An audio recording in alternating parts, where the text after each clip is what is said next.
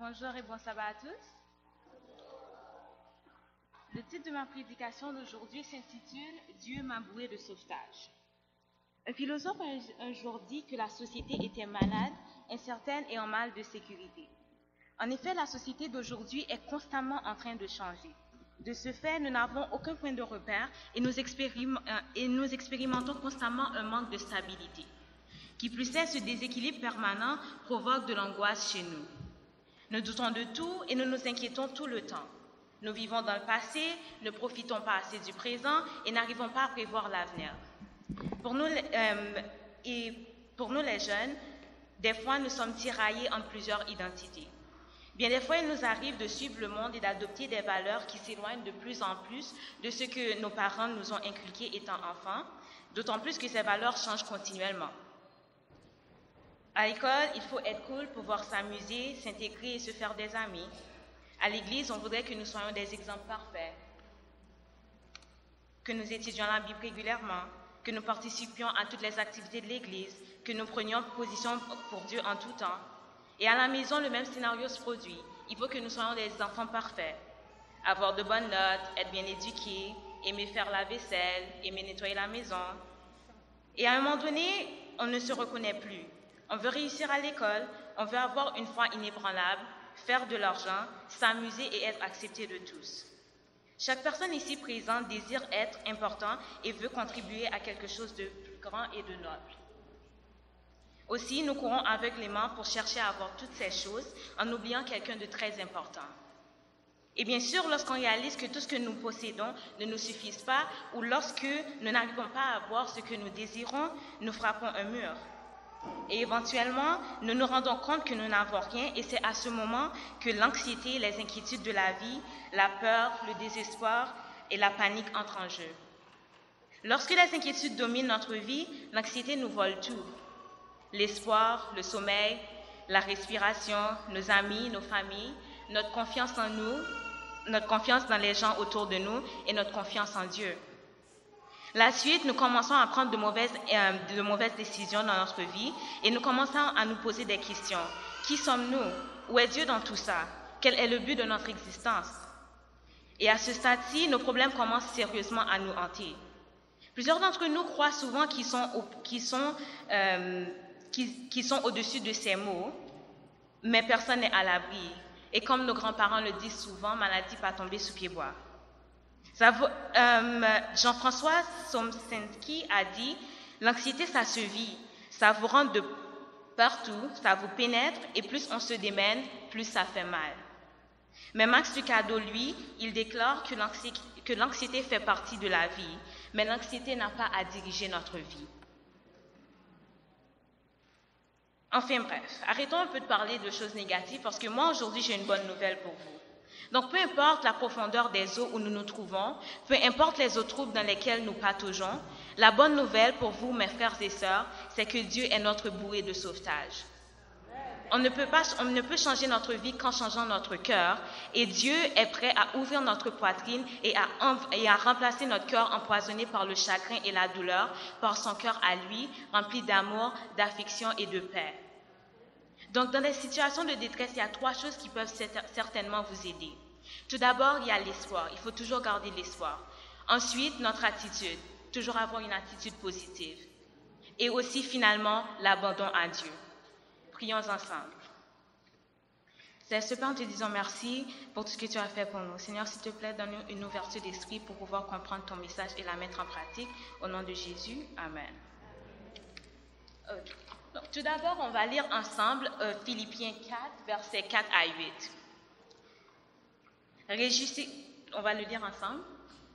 Réjouissez-vous toujours dans le Seigneur. Je le répète, réjouissez-vous. Que votre douceur soit connue de tous les hommes. Le Seigneur est proche. Ne vous inquiétez de rien, mais en toute chose, faites connaître vos besoins à Dieu par des prières et des supplications, avec des actions de grâce. Et la paix de Dieu, qui surpasse toute intelligence, gardera vos cœurs et vos pensées en Jésus-Christ.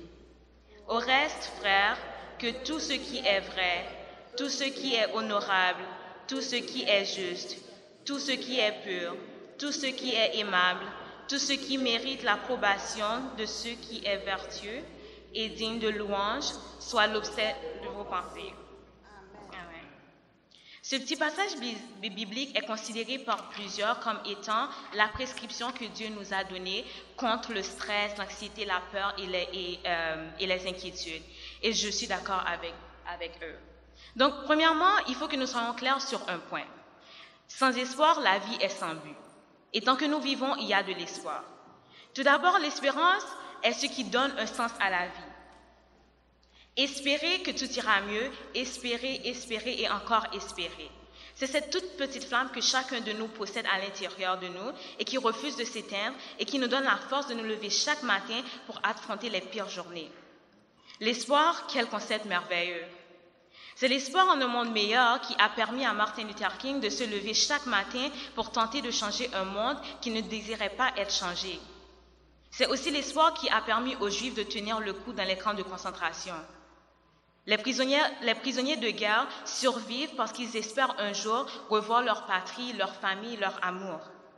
Croire, c'est ce qui nous permet de surmonter les obstacles de la vie et de voir un futur plus fantastique. Il y a un proverbe français qui dit « Même sans espoir, la lutte est encore un espoir. » Donc, tant qu'on lutte, il y a encore de l'espoir. Donc, à tous ceux qui voudraient abandonner aujourd'hui, gardez l'espoir que tout ira pour le mieux et ayez confiance dans le chronomètre de Dieu, car Dieu est notre bouée de sauvetage. Deuxièmement, le mot espoir me fait souvent penser à un livre que j'aime beaucoup. Le titre est Ulysse from Bagdad. C'est de l'écrivain et philosophe Eric Emmanuel Schmidt. Donc, ce livre raconte l'histoire de Saad. Donc, son nom signifie à la fois triste en anglais et espoir en arabe. Donc, Saad, habitant en Irak, était un jeune homme plein d'espoir et avec un avenir prometteur, tout comme la plupart d'entre nous.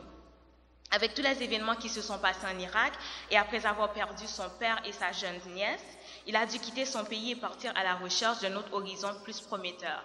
Son but était d'atteindre Londres. Et en tant que clandestin, il a dû surmonter beaucoup de situations dans lesquelles il était traité moins bien ou aussi bien qu'un animal. Et évidemment, comme tout le monde, il a commencé à se poser des questions sur le sens de la vie. Finalement, il est parvenu à la conclusion qu'il avait le choix en deux options. Soit devenir un Saad triste ou un Saad qui symbolisait l'espoir. D'où mon deuxième point qui est notre attitude. L'attitude que nous avons face à une situation obscure détermine si cette situation restera le même ou aura un dénouement heureux. Tout d'abord, lorsque nous traversons des périodes difficiles, il est important de conserver notre attitude positive. Philippiens 4, verset 4 nous dit effectivement « Réjouissez-vous toujours dans le Seigneur. Je le répète, réjouissez-vous. » Et Luc 21, verset 34 ajoute « Prenez garde à vous-même de crainte que vos cœurs ne s'apesantissent par les excès du manger et du boire et par les soucis de la vie, et que ce jour ne vienne pas sur vous à l'improviste. Prenez garde à vous-même de crainte que vos cœurs ne s'apesantissent par les soucis de la vie et que ce jour ne vienne sur vous à l'improviste. » Regardons le verre à moitié rempli et non le verre à moitié vide. Il faut accepter le fait qu'on ne peut pas changer le passé, ni les actions des gens autour de nous, ni ce qui est inévitable. La seule chose sur laquelle on a un pouvoir, c'est notre attitude, notre réaction face à cet obstacle. Mais moi, je vous le dis, malgré le mauvais temps et les mers qui se déchaînent, gardons une attitude positive, car Dieu est notre bouée de sauvetage. J'ai le choix entre devenir Sarah la dépressive ou Sarah celle qui regarde le bon côté de la vie. Il ne faut pas oublier ce que nous dit Philippiens 4, verset 8. Adoptons aujourd'hui un vocabulaire d'optimisme où domine l'idée de l'espérance, de la réussite, du développement individuel et social. Et surtout, gardez en tête l'idée de gagner une place au sommet. Ce n'est pas facile à faire, mais rien n'est impossible à celui qui croit. Ensuite, l'encouragement est très important dans toutes les étapes de notre vie, mais c'est surtout lorsque la vie nous teste sérieusement qu'on a besoin d'encouragement. Non seulement nous avons besoin de l'encouragement des autres, mais aussi nous avons aussi besoin de l'encouragement venant de nous-mêmes. Et aussi, il faut demander à Dieu de l'encouragement. John C. Maxwell a dit un jour qu'un mot d'encouragement d'un enseignant à son élève pouvait changer une vie.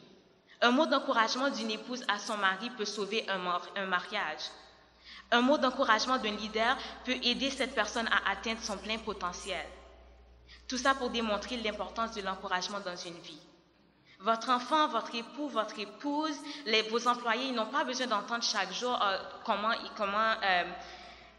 constamment qu'ils sont des incapables. Mais par contre, de temps en temps, tout le monde apprécie une petite tape dans le dos qui nous permet de continuer et d'avancer vers l'avant. Proverbe 12, verset 25 nous dit, « L'inquiétude dans le cœur de l'homme l'abat, mais une bonne parole le réjouit. »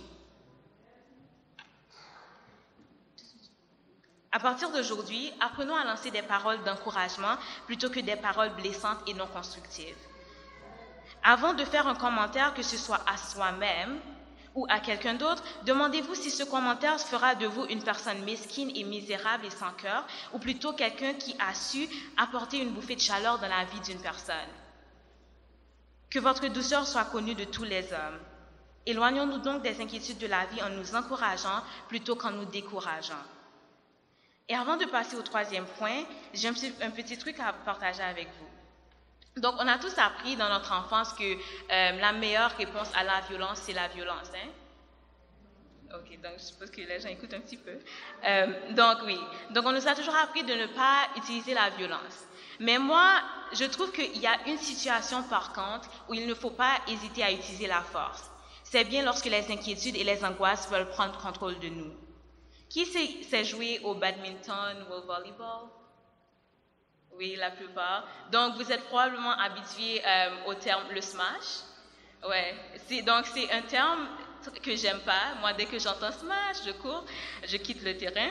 Mais bon, smash, c'est quand tu envoies la balle. Puis la technique que mon prof m'avait appris au secondaire, c'est que tu devais transférer tout ton poids sur le pied en arrière et envoyer et transférer toute la force dans ton bras pour frapper la balle ou avec la raquette frapper le volant de badminton. Donc, c'est comme ça qu'il faut traiter nos problèmes. N'hésitez pas à les smasher.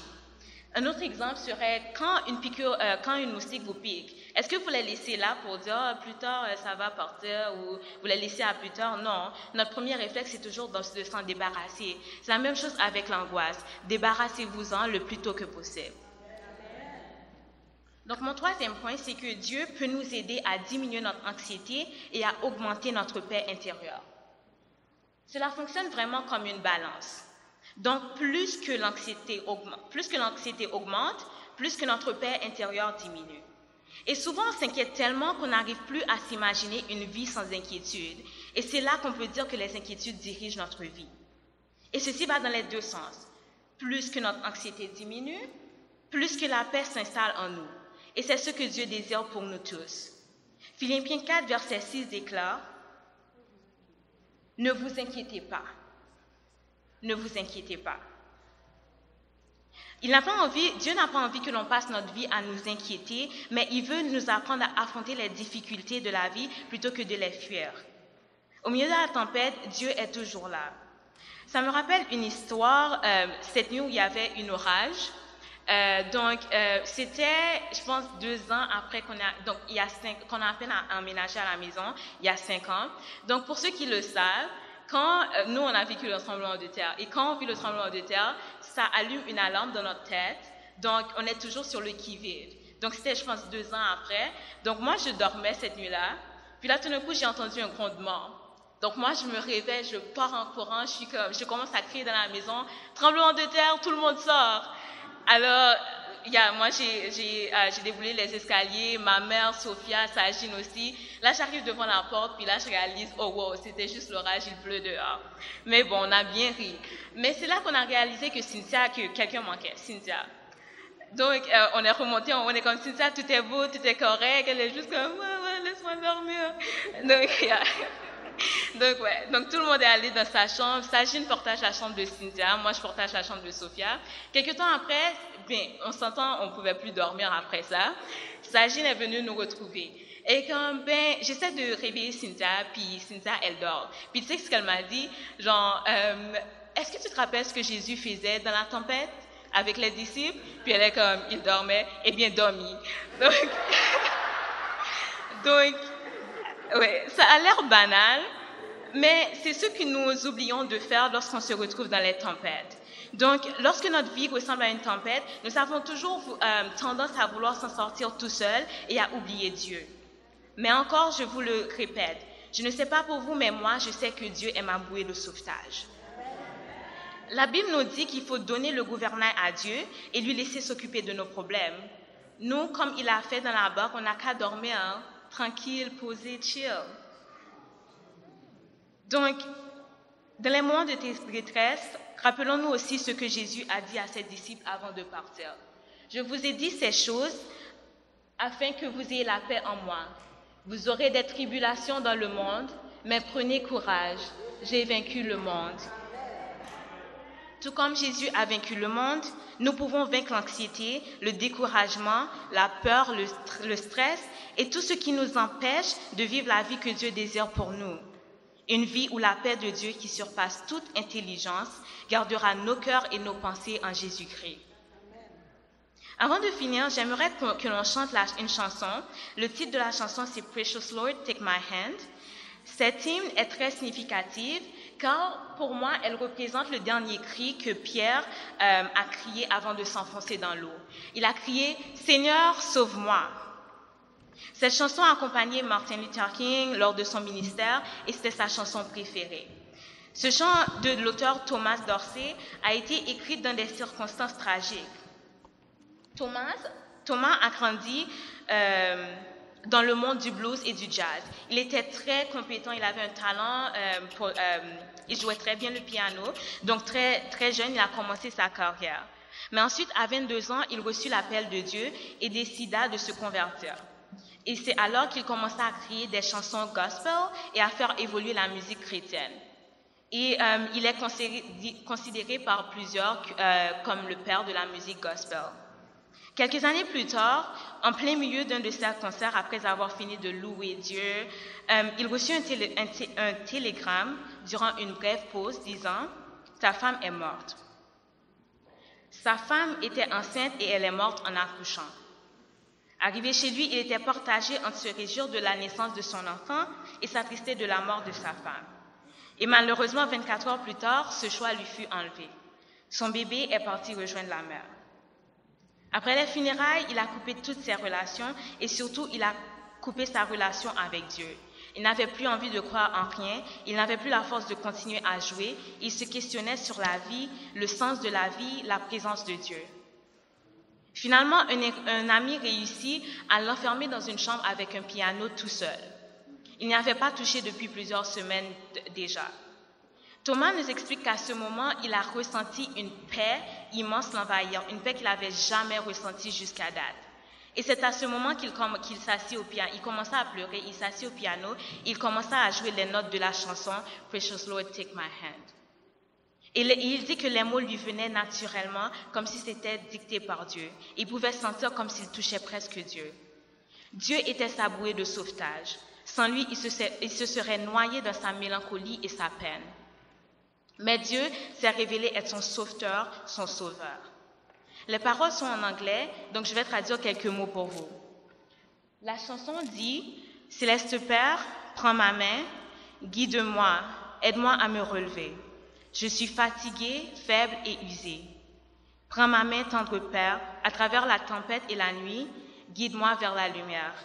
Prends ma main, tendre Père, et emmène-moi à la maison. » N'hésitez surtout pas à chanter avec nous, c'est une chanson très simple et nous reprendrons le refrain à 2 reprises.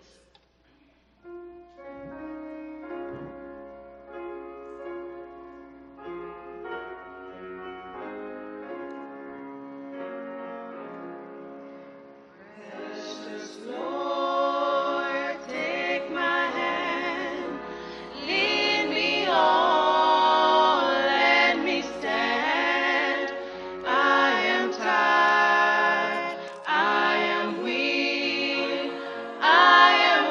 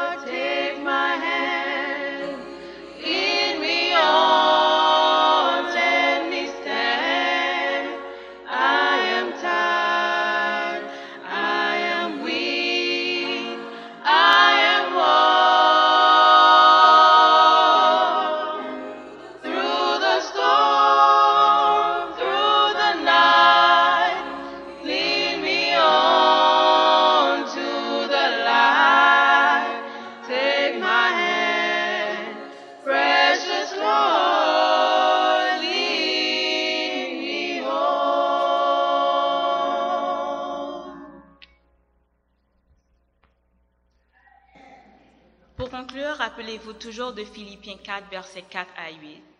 Dieu veut que nous arrêtons de nous inquiéter afin qu'il nous remplisse de sa paix. Aussi, souvenez-vous du conseil de Éliphaz à Job. Attache-toi donc à ton Dieu et tu auras la paix. Tu jouiras ainsi du bonheur. Que la paix de Dieu soit avec vous tous. Amen.